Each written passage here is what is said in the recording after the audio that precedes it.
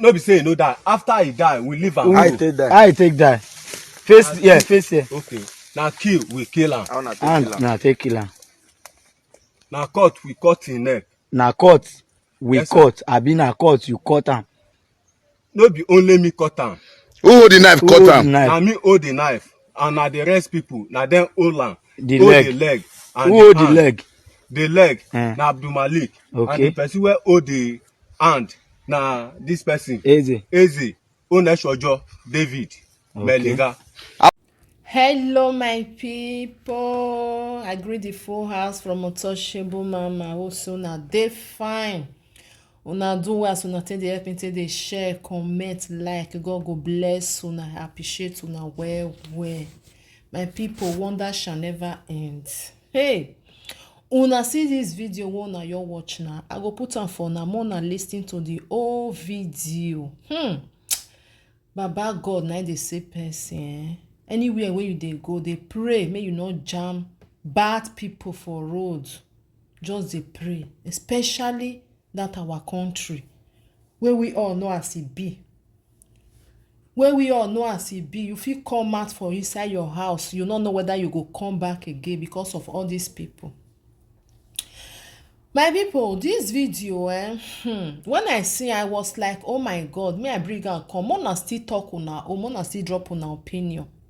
After all these people, then there be 3 or before wey gather kidnap one man for one village like that. They carry am go inside bush. E no even finish say they carry am go inside bush. Oh, they ask for money. They give them 350,000. Make dem for leave the man, may he go. Where they don't collect the money. After wey dem collect the money, my people, they no even leave van.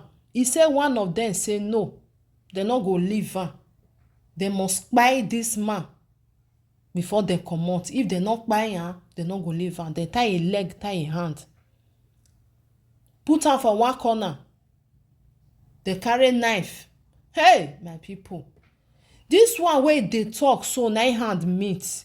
The rest, una know na, as far as say they don hold this one, the rest they must see them. Unless say they not dey for Naija again, they must catch them. People like this, you no feel pity for them at all. We not get sympathy for human being like am.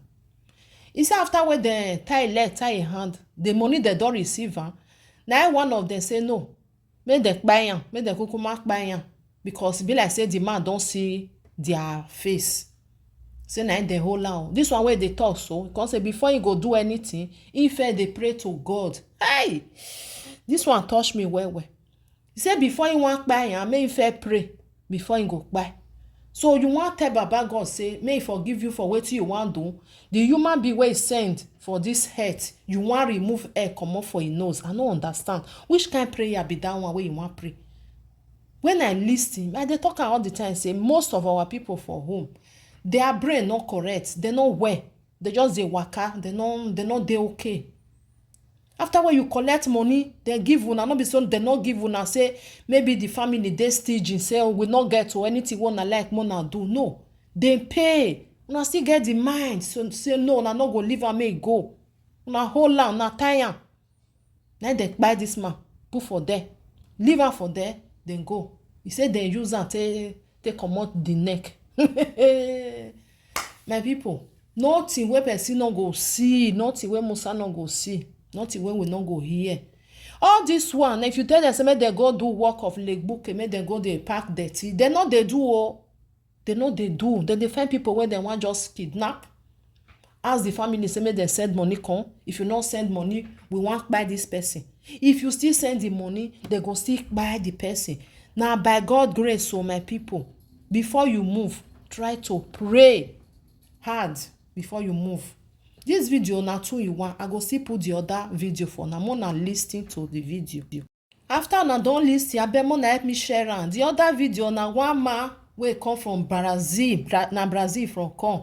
Urgent money wey you wan make. Una see wetin he put for inside cream. Caro white cream. Una see wetin dey for inside. Better hand meet time. No be small thing, hand meet time for Lagos airport.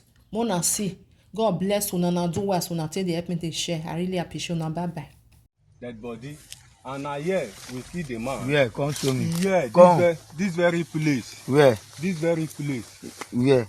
This very Under place. this tree. Go the place. Stand for the place. Go stand for there. This very place.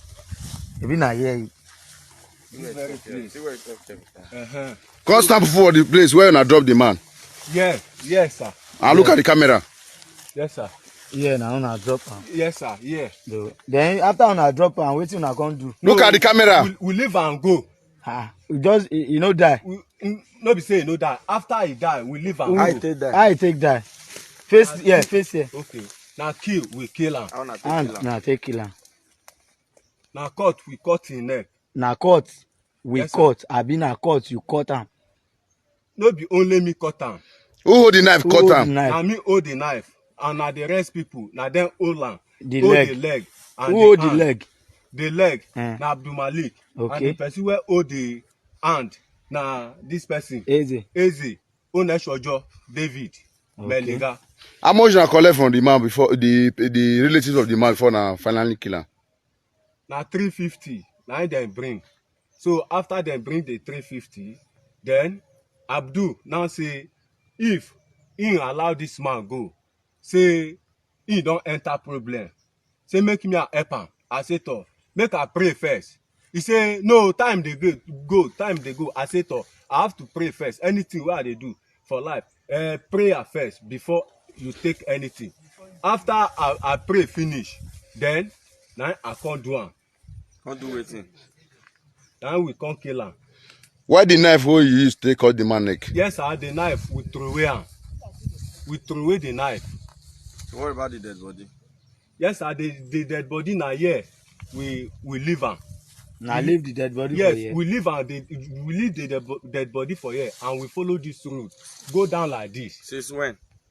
E don tey, sir. Like how long? Now don't do this killing. Na just na February wetin. Yes, sir, I can't recall again, but na February. Now na kill him. Yes, sir, na February, sir. Now the same month wey na kidnap and na the same month na kill him. Yes, and na the same month. Na the same month, sir. Okay, this is what I do now. Good. I swear to God, How do you feel now? e no good. Wait, how you feel now? I feel bad. Wetin you say after una kill am? Yes, yes, sir. Very good. So, can you tell us your name? My name, Yes. Oremus. Your full name? Oremus, Mobezo Code. Okay. Which country are you coming from? You know that's that. Which country did you start your journey from? Okay, Brazil. Brazil. Yeah, Do you live in Brazil or live in I Nigeria? live in Brazil. Okay. So, did you know what you ingested? I know. What type of drug is that? Did you know the type of drug you ingested? I don't know. But you ingested something? Yes, Okay. Did they promise to pay you any amount for carrying it? they promised to pay me, yes, How much? $4,000. $4,000. Yes, Okay. Which airline did you come with?